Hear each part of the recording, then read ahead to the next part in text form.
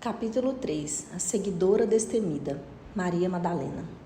Libertada das trevas espirituais, libertada para compartilhar a luz de Deus com o mundo. Ela era uma menina normal, corria alegremente pela casa, brincava com as cabras e enfiava o dedo na massa que a mãe colocava para crescer. Depois que o pai de Maria Madalena morreu, a mãe tentou fazer o melhor para criar a filha com os poucos recursos que o marido deixara. Mas quando a puberdade começou a vecejar, uma erva daninha venenosa começou a criar raízes na mente de Maria Madalena. A cada ano que passava, seu comportamento piorava. Quase sempre ela era vista batendo a cabeça na parede de sua casa modesta, dirigindo maldições aos gritos e sombras invisíveis, arrastando-se como um animal no quintal da casa e cortando os braços com pedras afiadas. A mãe de Maria sentiu-se quase aliviada quando a jovem perturbada fugiu de casa para morar entre os túmulos. Agora não vou ter de lidar com a loucura dela, a mãe disse com um suspiro. Maria Madalena era uma lunática possuída por demônios, indesejada, impura, intocável e inacessível. Mas tudo aquilo estava prestes a mudar. Pedro, Jesus disse, enquanto conduzia o grupo de homens ao cemitério na periferia de Magdala. Preciso parar aqui por um momento. Mas por que? João indagou. Existe um túmulo dos seus parentes que você gostaria de visitar? Não estou falando de um parente fisicamente morto, mas de uma irmã espiritualmente morta que necessita de mim. Com expressão de perplexidade no rosto, os seguidores de Jesus sabiam que não deveriam questionar os planos de viagem dele.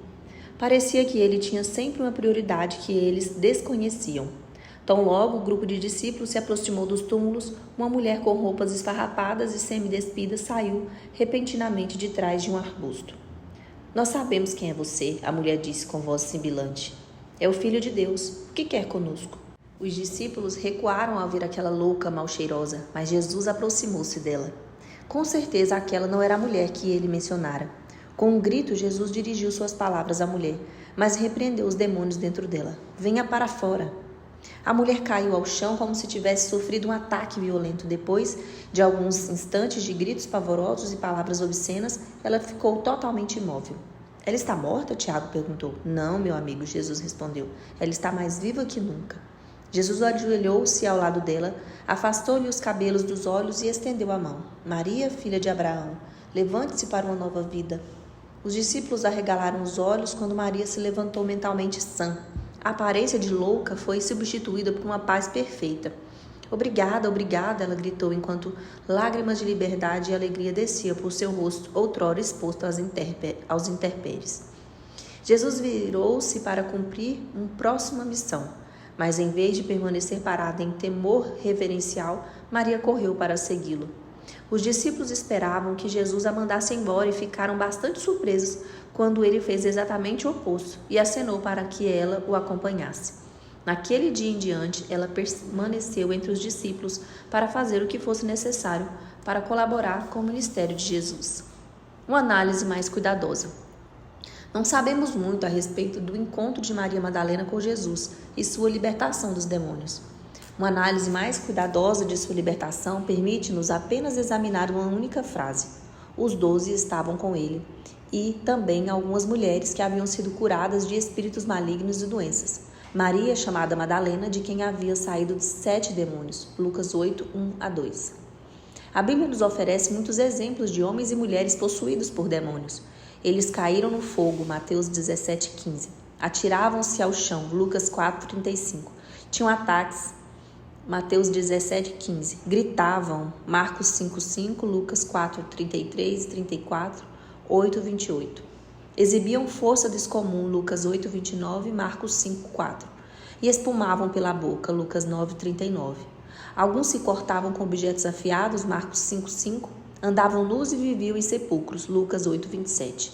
Alguns eram cegos, Mateus 12:22, e outros mudos, Mateus 12:22 e Lucas 11:14. Embora não saibamos as exatas manifestações que Maria Madalena exibia, imaginamos que ela tinha uma vida temerosa e confusa, controlada por demônios que a perseguiam dia e noite. Vamos examinar Maria mais de perto para conhecer sua vida em alguns poucos versículos que dispomos. Depois disso, Jesus ia passando pelas cidades e povoados, proclamando as boas novas do reino de Deus. Lucas 8:1. Depois do quê? Boa pergunta. Depois que se iniciou seu ministério, Jesus foi batizado por seu primo João no Rio Jordão. Tentado por seu inimigo Satanás no deserto e capacitado pelo Espírito Santo para realizar milagres em centros urbanos e vilarejos. Jesus escolheu os 12 discípulos, ressuscitou o filho de uma viúva e ensinou as multidões. Jesus continuou suas viagens proclamando o evangelho, que de fato significa boas novas. Falou às multidões das boas novas de graça, arrependimento, perdão de pecados e da promessa da vida eterna. Explicou as novas verdades espirituais com histórias do cotidiano para que o povo entendesse. Os 12 estavam com ele e também algumas mulheres que haviam sido curadas de espíritos malignos e doenças. Maria, chamada Madalena, de quem havia saído 7 demônios, Joana, mulher de Cusa, administrador da casa de Herodes, e Susana e muitas outras. Lucas 8, 1-3. Em grande parte de minha vida, visualizei Jesus viajando com seus 12 discípulos. Afinal, não é essa a descrição nos livros da história bíblica dominical? Foi apenas há pouco tempo que a paisagem em minha mente mudou drasticamente. Tive de montar um cavalete na mente e pintar um novo quadro, uma nova tela. Jesus não viajou apenas com os 12 homens. Lucas informa-nos que havia mulheres que também viajavam com ele, e Maria Madalena, Joana, Susana e muitas outras.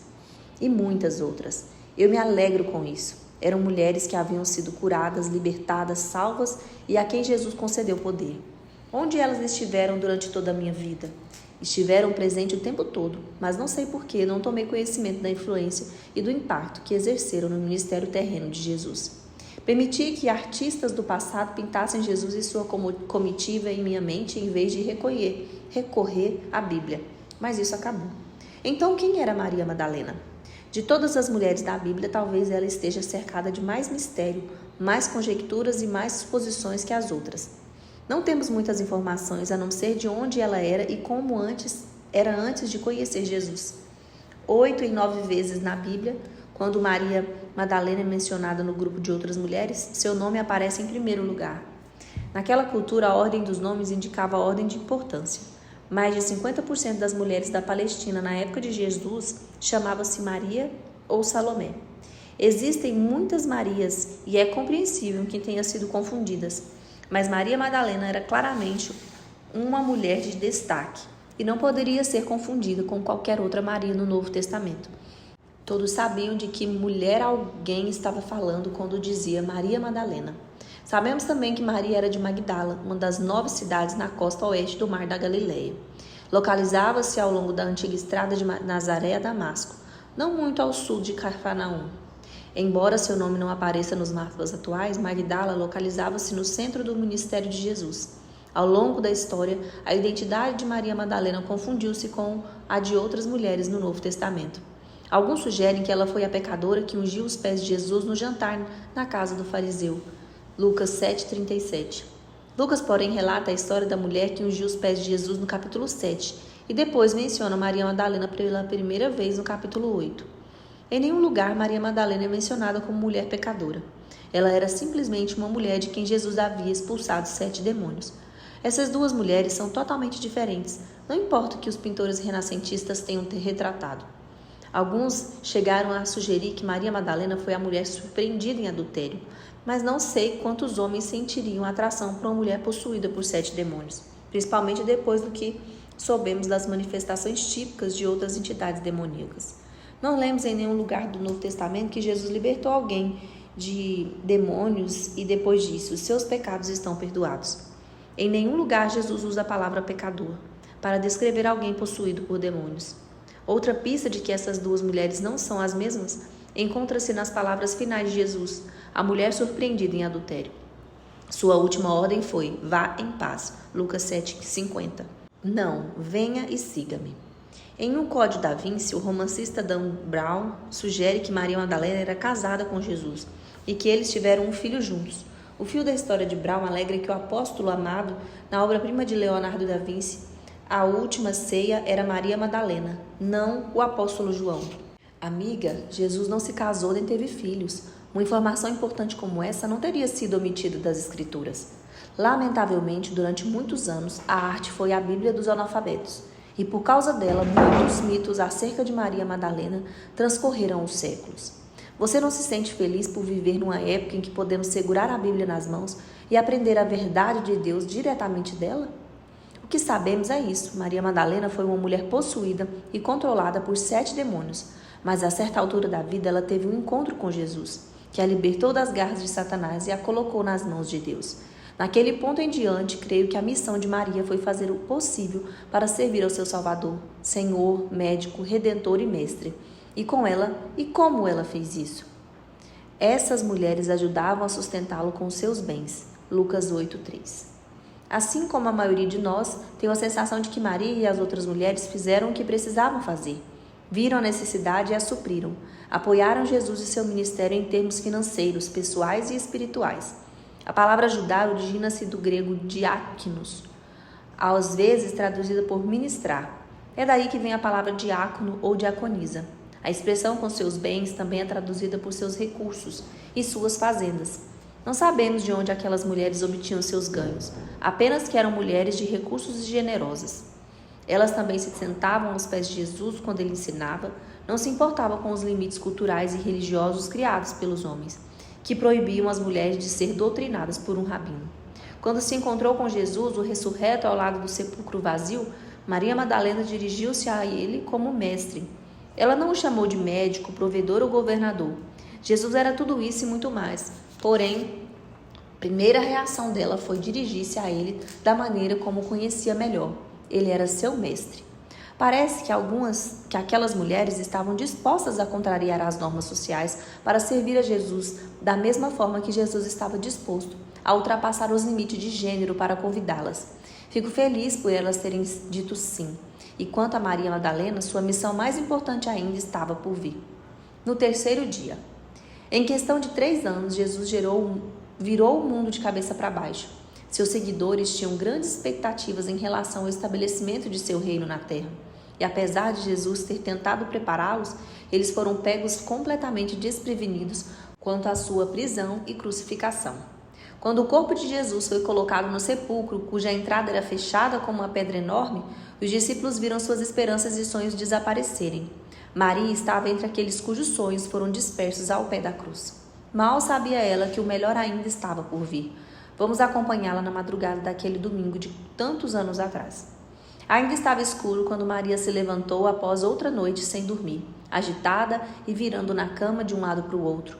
Os eventos terríveis da crucificação na sexta-feira não lhe saíram da mente. Em questão de horas, sua vida havia virado de cabeça para baixo.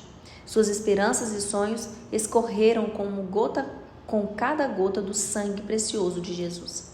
Quando ele disse as palavras "está consumado", ela sentiu o mesmo em relação à sua vida. Maria havia posto todas suas esperanças e sonhos em Jesus. Ele lhe dera uma mente nova, um propósito novo e uma vida nova. Mas depois que ele morreu, as correntes do passado tilintavam nos bastidores. O medo batia à sua porta. Ela voltaria à condição anterior? Os demônios retornariam? O que ela faria? Não acredito que isso tenha acontecido. Ela disse em voz alta a si mesma, andando de um lado para o outro, num piso duro. Que vou fazer sem ele? Então, como o sol nascente, um pensamento surgiu em sua mente triste. De repente, Maria sabia o que tinha de fazer. Um impulso inexplicável levou-a a pegar a caixa de especiarias na prateleira da cozinha e sair de casa. Preciso ir até onde ele está, ela murmurou. Maria uniu-se a outra Maria, mãe de Tiago, e Joana e a Salomé. E as 4 seguiram para o sepulcro antes que o primeiro raio de sol riscasse o céu. A névoa da madrugada pairava no jardim que cercava o sepulcro, onde o corpo de Jesus havia sido sepultado dias antes. Maria, Salomé perguntou, quem vai rolar a pedra da entrada para termos acesso ao corpo de Jesus? Não sei, Salomé. Vamos nos preocupar com isso quando chegarmos lá. Abatidas e arrasadas, as mulheres caminhavam com grande tristeza, chorando a morte do seu amado Salvador e Senhor. Por quê? Maria gritou por dentro. Por que Deus permitiu que aquilo acontecesse? Ao aproximar-se do sepulcro, as mulheres perceberam que havia algo errado. Nenhum guarda e, muito mais importante, nenhuma pedra. Maria correu até a entrada do sepulcro aberto e olhou lá dentro, vazio. Ela caiu ao chão quase desfalecida. Quem teria feito tal coisa? Não bastaram as tonturas, os açoites e a crucificação impostos a um inocente? Por que roubaram o corpo dele? As outras mulheres se abraçaram, chorando de desespero. Preciso contar aos outros, Maria disse, enxugando as lágrimas e partindo em disparada para relatar o acontecimento aos discípulos. Levaram o corpo dele, Maria gritou sem fôlego ao irromper na sala onde alguns discípulos estavam escondidos. O corpo dele sumiu. Sem fazer nenhuma pergunta, Pedro levantou-se num salto e saiu da sala. João, muito mais jovem, mais ágil que ele, acompanhou-o a curta distância até ultrapassar o amigo mais velho. Ele não está aqui, João sussurrou ao olhar pela abertura da caverna. O corpo dele desapareceu. Instantes depois, Pedro chegou sem fôlego. Em vez de parar na entrada, correu para dentro. Veja, João disse ao amigo esbaforido. Ali no canto, um raio de sol atravessou a escuridão, chamando-lhe a atenção para as roupas com as quais Jesus havia sido sepultado. As faixas de linho que cobriram a cabeça de Jesus estavam agora bem dobradas num canto. O que aconteceu aqui? O que isso significa? Os dois se perguntaram. Pedro e João voltaram para contar o acontecimento aos outros discípulos. Maria Madalena ficou para trás. Soluços profundos e guturais de lamento atravessaram o lugar silencioso quando ela se ajoelhou ao lado do sepulcro vazio. De repente, um raio de luz chamou-lhe a atenção. Ali no lugar onde o corpo de Jesus fora colocado, havia 2 anjos vestidos de branco. Mulher, por que você está chorando? Um dos anjos perguntou. Levaram meu mestre embora, Maria respondeu entre lágrimas. Não sei para onde o levaram. Ao ouvir um farvalhar no arbusto da murta ali atrás de si, Maria virou a cabeça. Havia alguém no jardim com ela. Mulher, por que você está chorando? O homem perguntou. Pensando que fosse o jardineiro, ela prosseguiu com voz de choro. Se o Senhor sabe para onde levaram Jesus, poderia me dizer para que eu cuide dele? Então Jesus disse uma só palavra, Maria. Ao ouvir seu nome, Maria reconheceu o Senhor ressurreto e deu um salto. Rabone, ela gritou. Aquele que a doutrinara, que a instruíra, que a amava, estava vivo. Maria ajoelhou-se para agarrar os pés de Jesus com uma mistura de lágrima e riso. Havia tanta coisa que ela queria dizer, perguntar, mas as palavras se perderam na emoção. Você não pode me segurar, Jesus disse mansamente, porque eu ainda não voltei para o Pai. Por favor, vá aos meus irmãos e diga-lhes, estou voltando em breve para o nosso Pai e Deus. Com um sorriso de fazer inveja ao sol nascente, Maria virou-se e correu para contar a boa notícia aos outros. Jesus ressuscitara conforme havia dito. Eu vi o Senhor. Uma análise mais cuidadosa. Jesus sabia o que aconteceria. Tentou avisar os discípulos. A morte agitava-se no ar com ondas sanguinárias em torno do Filho de Deus. Os discípulos, porém, não entenderam a iminência da crucificação de Jesus e certamente não compreenderam a promessa da ressurreição. Maria Madalena também não compreendeu. No entanto, ela esteve presente até o fim e no novo começo para todas nós. Após a prisão de Jesus, os 11 espalharam-se como camundongos quando alguém acende a luz. Mas Maria Madalena não. Ela viu horrorizada o corpo de Jesus surrado e depois despido, pregado na impiedosa cruz romana e exibido diante da multidão aparvalhada. Permaneceu perto quando o precioso sangue de Jesus pingou na sua testa, onde foi colocada uma coroa de espinhos e caiu no solo maldito. Maria viu de perto o corpo sem vida ser baixado da cruz e acompanhou em silêncio quando o colocaram no túmulo emprestado.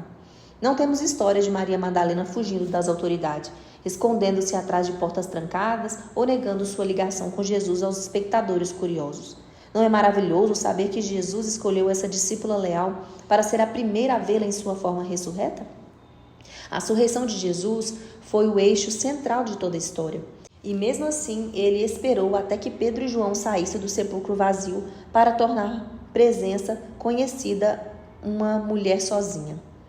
Jesus estava no centro do palco e estendeu a mão a Maria Madalena para que ela visse de perto o evento mais importante da história. Perto da cruz de Jesus estava sua mãe, a irmã dela, Maria, mulher de Cleopas, e Maria Madalena, João 19:25. Embora a maioria dos discípulos tenha se dispersado de medo durante a prisão e crucificação de Jesus, Maria Madalena, como as outras mulheres líderes, permaneceu perto da cruz até o fim. Elas ouviram os gemidos baixos de Jesus em sofrimento, viram o sangue escorrer no chão e ouviram a última batida de seu coração partido. Então José comprou um lençol de linho, baixou o corpo da cruz, envolveu-o no lençol e o colocou no sepulcro cavado na rocha. Depois fez rolar uma pedra sobre a entrada do sepulcro. Maria Madalena e Maria, mãe de José, vira onde ele fora colocado. Marcos 15, 46, 47. Enquanto a multidão de observadores e pranteadores abandonaram a cena, duas pessoas permaneceram, Maria, mãe de José, e Maria Madalena. Elas estavam presentes quando dois homens, José de Arimateia e Nicodemos, baixaram o corpo da cruz, preparando-no para o sepultamento e colocaram-no no sepulcro do jardim. Quando terminou o sábado, Maria Madalena, Salomé e Maria, mãe de Tiago, compraram especiarias aromáticas para ungir o corpo de Jesus. No primeiro dia da semana, bem cedo, ao nascer do sol, elas se dirigiram ao sepulcro, perguntando umas às outras: quem removerá para nós a pedra da entrada do sepulcro? Marcos 16, 1 a 3. As mulheres estavam preocupadas, querendo saber como iam remover a pedra da entrada do sepulcro. Não era tarefa fácil. A câmara mortuária estava selada com uma pedra cortada em formato de disco, que foi rolada até uma abertura cavada na rocha. A abertura estava em plano inclinado descendente, facilitando a selagem do sepulcro, mas dificultando a movimentação da pedra. Seriam necessários vários homens para rolar. Mas quando foram verificar, viram que a pedra, que era muito grande, havia sido removida. Entretanto, no sepulcro viram um homem vestido de roupas brancas sentado à direita, e ficaram amedrontadas. Não tenha medo, disse ele. Vocês estão procurando Jesus, o Nazareno, que foi crucificado. Ele ressuscitou, não está aqui. Vejam o lugar onde o haviam posto. Vão e digam aos discípulos dele e a Pedro: ele está indo adiante de vocês para Galiléia. Lá vocês o verão como ele lhes disse. Marcos 16, 4 a 7. João fornece mais detalhes acerca do que aconteceu em seguida. As mulheres realmente contaram aos discípulos o que viram. Mateus relata que elas saíram depressa do sepulcro amedrontadas e cheias de alegria. 28:8. Outra versão diz: tomadas de medo e grande alegria. Posso visualizar nossas irmãs rindo e chorando, aliviadas e apreensivas, correndo e saltitando. Finalmente chegaram ao local onde os homens se encontravam e deram a notícia em alta voz. Pedro e João correram ao sepulcro e constataram o que as mulheres haviam dito: vazio. João diz que viu e creu. 28. No entanto, falta a frase, o complemento. Por isso, não sabemos em que ele creu. A frase seguinte nos dá uma pista. Eles ainda não haviam compreendido que, conforme a Escritura, era necessário que Jesus ressuscitasse dos mortos. Verso 9. Então, em que João creu? Ele creu que o sepulcro estava vazio. O teólogo Matthew Henry escreveu: podemos apenas nos surpreender com a imbecilidade daqueles discípulos. Não fui eu que disse isso, foi o Sr. Harry. Bem, Pedro e João voltaram para casa, verso 10. Outra prova de que os discípulos não acreditaram nas palavras de Maria e de que Jesus havia ressuscitado. Se tivessem acreditado nela, estariam comemorando e procurando em vez de voltar para casa derrotados. Maria, porém, ficou à entrada do sepulcro chorando. João 20:11. Embora os homens tivessem voltado para casa, Maria Madalena continuou à beira do sepulcro vazio chorando. A autora Liz Giges escreveu a angústia de Maria. Todas as viúvas entre nós entendem o sentido dessa perda total. As horas vazias, intermináveis, a sensação de falta de propósito, as perguntas não respondidas, o trabalho inacabado, os anseios que ameaçam nos reduzir a pó. O coração de Maria Madalena com certeza sentiu-se tão vazio e escancarado com um túmulo vazio diante dela. Seu sofrimento banhado por lágrimas era como a fragrância fraca da murta recendendo no ar com tristeza. Enquanto chorava, Maria curvou-se para olhar dentro do sepulcro e viu dois anjos vestidos de branco, sentados onde estivera o corpo de Jesus, uma à cabeceira e o outro aos pés. João 20:11 e 12. Maria viu dois anjos na mesma posição que os anjos na Arca da Aliança, um à cabeceira e o outro aos pés. Gostaria de saber se ela traçou um paralelo com a arca, que era um sonho, uma sombra da realidade que estava vendo naquele dia. E apesar de ter ouvido a voz dos anjos diante dela, havia outra voz vinda de trás que agita nosso coração. Disse ele: mulher, por que está chorando? Quem você está procurando? Pensando que fosse o jardineiro, ela disse: se o Senhor o levou embora, diga-me onde o colocou e eu o levarei. Jesus lhe disse: Maria. João 20:15 e 16. Meu coração palpita todas as vezes que leio essas palavras. Vejo-me chorando com Maria quando ela se ajoelha, derramando de sua alma uma tristeza angustiante. Todos os seus sonhos despedaçados. Morreram com Jesus na cruz e foram selados no sepulcro frio e escuro.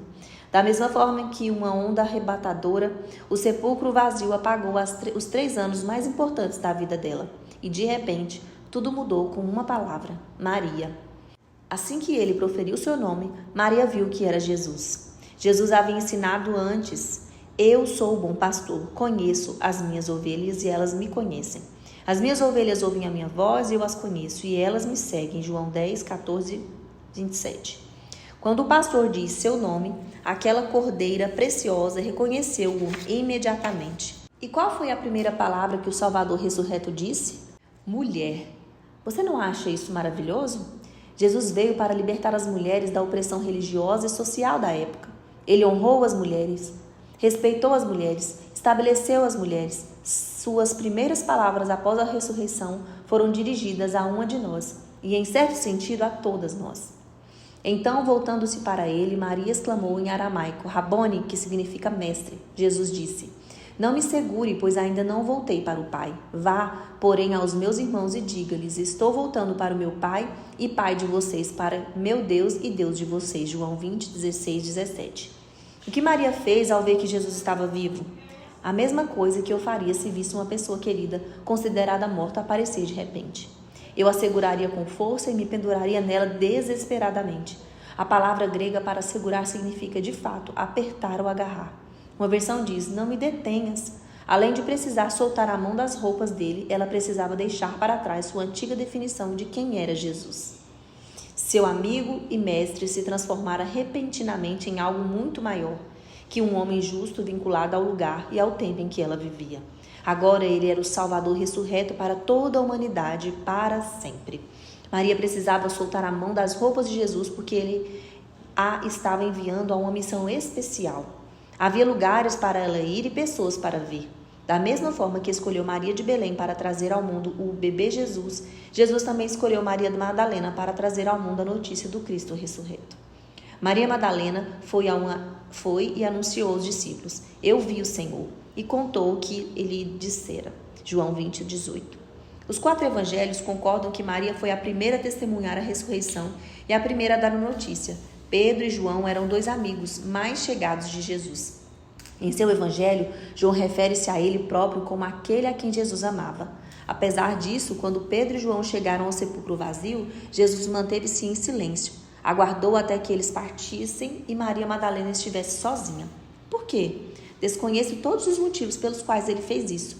Só sei que ele fez. Durante uma época na história em que as mulheres não tinham permissão para testemunhar no tribunal, em que eram consideradas testemunhas não confiáveis, Jesus designou Maria Madalena para ser a primeira testemunha ocular do evento mais importante de toda a história, uma mulher. Maria é quase sempre referida como a discípula para os discípulos, ou, como Agostinho a descreve, a apóstola dos apóstolos. Além de ser a primeira a testemunhar a ressurreição de Jesus, ela foi a primeira a anunciá-la. O fato em si é a prova da autenticidade da ressurreição de Jesus. Nenhum líder religioso da época de Jesus ousaria apresentar uma história em que Jesus aparece primeiro a uma mulher. Se fosse invertida, os autores certamente teriam escolhido um homem. Libertada das trevas espirituais. Embora a maioria de nós provavelmente não tenha vivido uma treva espiritual tão grande quanto a de nossa irmã Maria Madalena, todas nós passamos por essa experiência até certo ponto. A Bíblia diz que antes de aceitarmos Jesus, vivíamos nas trevas, 1 Pedro 2,9. Além de viver nas trevas, éramos trevas. Paulo escreveu: porque outrora vocês eram trevas, mas agora são luz no Senhor. Efésios 5,8. A semelhança de Maria Madalena, nós fomos libertadas das trevas espirituais, pois ele nos resgatou do domínio das trevas e nos transportou para o reino do seu Filho amado. Colossenses 1,13. Temos muito mais pontos em comum com a nossa irmã Maria Madalena do que pensávamos. Na maioria dos casos, homens e mulheres com doenças físicas recorriam a Jesus. Eles viajaram quilômetros, fizeram aberturas em telhados, agarraram suas roupas e caíram em seus pés implorando por cura. Porém, quando se tratava de pessoas possuídas por demônios, Jesus ia até elas ou até um parente que vinha lhe implorar ajuda. Podemos assegurar que Jesus foi até Maria Madalena. Um dia ela fez parte da missão de Jesus. Deus havia escrito o nome dela na agenda celestial de Jesus. Muito antes de ouvirmos falar de Jesus, ele já pensava em nos dar uma vida gloriosa, que é a parte do que está por vir, que é a parte do propósito geral que ele está executando em tudo e em todos. Efésios 1, 11 e 12. Deus tinha um plano para Maria Madalena e o inimigo não conseguiu detê-lo, por mais que tivesse tentado. Ela não estava à procura de Jesus, mas o braço forte de Jesus alcançou a escuridão ao redor de Maria e puxou-a para um lugar seguro. Ele libertou-a das trevas espirituais, restaurou-lhes a dignidade e deu-lhe um lugar em seu grupo pessoal de ministério. Libertada para compartilhar a luz de Deus com o mundo. Sejam quais forem as suposições em torno do nome Maria Madalena, os fatos mostram que ela foi uma das mulheres mais importantes do Novo Testamento. Desfrutou um relacionamento pessoal e contínuo com Jesus. Enquanto a maioria das mulheres teve um encontro com Jesus que lhes mudou a vida, Maria teve um encontro e também um relacionamento face a face que continuou até depois da morte de Jesus e da sua ressurreição ao Pai. Ela exerceu um papel significativo na vida e no ministério de Jesus. E mesmo assim, temos apenas alguns vislumbres do ministério e da liderança dela entre os discípulos. Essa mulher que foi possuída por demônios tornou-se uma discípula de Jesus, que viajou com ele e com os 12 escolhidos. Por quê? Não sei ao certo. Se tivesse de fazer uma lista de possibilidades, eu faria o que os escritores têm feito há séculos e enlamearia um pouco mais a água. O que sabemos com certeza é que Jesus permitiu, que seria melhor dizer, convidou, que Maria Madalena o acompanhasse com seus discípulos. Os relatos dos 4 evangelhos incluem Maria Madalena como seguidores mais fiéis de Jesus, e ela está presente em alguns pontos mais cruciais da história. Naquela época, um rabino judeu jamais teria concordado com a presença de uma mulher viajando com um grupo de homens. No entanto, vemos Jesus o libertador, incluindo Maria Madalena em seu grupo ministerial. Quando Deus disse em Gênesis 2:18, não é bom que o homem esteja só, ele quis dizer, não é bom que o homem esteja só. Será que Jesus estava ensinando aos discípulos o valor da colaboração das mulheres numa época em que elas eram separadas e excluídas de qualquer mérito religioso? A igreja não foi criada para ser uma instituição só de homens, mas uma mistura dos portadores da imagem de Deus, homens e mulheres, trabalhando juntos para proclamar o evangelho e edificar o corpo de Cristo. Jesus, nosso maior exemplo, estava lhes mostrando como fazer isso. Jesus desprezou as normas culturais que tratavam as mulheres como criaturas de segunda classe inferiores. As mulheres que antes viviam mantidas presas dentro de casa agora se encontravam do lado de fora, numa missão radical para mudar o mundo. Jesus veio para libertar as mulheres, libertar de e libertar para. Libertou Maria Madalena de 7 demônios e libertou-a para ser parte essencial de seu grupo ministerial. Ela é um exemplo extraordinário de que nosso passado não determina nosso futuro. Espero que você esteja se vendo pelos olhos de Jesus. Espero que esteja vendo seu potencial para impactar com o Evangelho a região em que você vive. Espero que esteja saboreando o significado incrível que você tem como filha de Deus e embaixadora de Cristo. As mulheres na igreja têm sido muito tímidas na visão de que têm o ministério. Sentem-se inseguras sem saber o lugar delas. Embora a maioria concorde que Deus concede dons espirituais a todas as pessoas consagradas a Ele, as mulheres quase sempre não têm certeza de como esses dons devem ser usados. Será que Deus concede às mulheres o dom de ensinar? Claro! Mesmo assim, algumas acham que só podem ensinar a um grupo específico de 1 metro de altura para baixo. Sei que estou causando um pouco de reboliço. Jesus também fez isso. Sou muito grata pelas poucas mulheres corajosas que se aventuraram a sair de sua zona de conforto para aceitar o chamado de Deus para a vida delas. Amy Carmichael deixou o refúgio seguro da Europa e viajou à Índia para abrir orfanatos para garotas violentadas sexualmente. No início do século XX, havia 40 organizações missionárias dirigidas por mulheres. Maria, mulher de Hudson Taylor, dirigiu grupos de missionárias no interior da China em longas jornadas de pregação, aonde nenhum ocidental havia chegado. Lotte Moon, talvez uma das missionárias batistas mais famosas, treinou pastores nativos no norte da China no final do século XIX e foi extremamente bem sucedida na evangelização e na implantação de igrejas. E essas são apenas algumas. Que orgulho eu sinto de minhas irmãs que responderam ao chamado de Jesus para participar do seu grupo ministerial. Jesus quebrou os grilhões que mantinham as mulheres presas. O carpinteiro de Nazaré demoliu os muros culturalmente construídos e abriu porta para as mulheres atravessarem. Deu-lhes missões mais amplas no ministério e confirmou-as como líderes. Tirou-as das funções de ajudante de teatro e colocou-as no centro do palco para assumirem papéis de liderança. Maria Madalena vivia isolada das pessoas normais, mas agora estava novamente integrada à sociedade. Vivia como pária, condenada ao ostracismo, mas agora era a testemunha principal do evento mais importante da história. Vivia rejeitada pela sociedade, mas agora era reconhecida por Deus. Vivia desprezada por seus conterrâneos, mas agora estava incorporada à própria essência do ministério de Jesus no mundo. Era um conduíte espiritual para o mal, mas agora se tornara uma fonte de influência espiritual para o bem. Era considerada perdedora, mas agora se transformara numa líder extraordinária. Curiosamente, Magdala deriva da palavra hebraica migdol, que significa torre ou torre de vigia. Que lindas palavras para descrever nossa amada irmã, porque ela foi realmente a torre de vigia que localizou em primeiro lugar o Jesus ressurreto e proclamou a notícia a todos os que quisessem ouvir. Naquela primeira manhã da Páscoa, quando Deus rolou a pedra, ele não fez aquilo apenas para permitir que Jesus saísse, mas para permitir que as mulheres entrassem. Ele continua a rolar as pedras para permitir que entremos em lugares que jamais imaginamos ser possíveis, ver milagres que jamais imaginamos ser realizados e ministrar a pessoas que jamais imaginamos ser alcançadas. E amiga, esta é a boa notícia. Jesus aproximou-se de cada um de nós em nossa treva particular e nos leva para sua luz. No jardim, Jesus concedeu a Maria a autoridade e a ordem para ir e contar a boa notícia de sua ressurreição. Ele nos dá a mesma autoridade para ir e falar sobre o evento mais importante de toda a história. Eu vi o Senhor.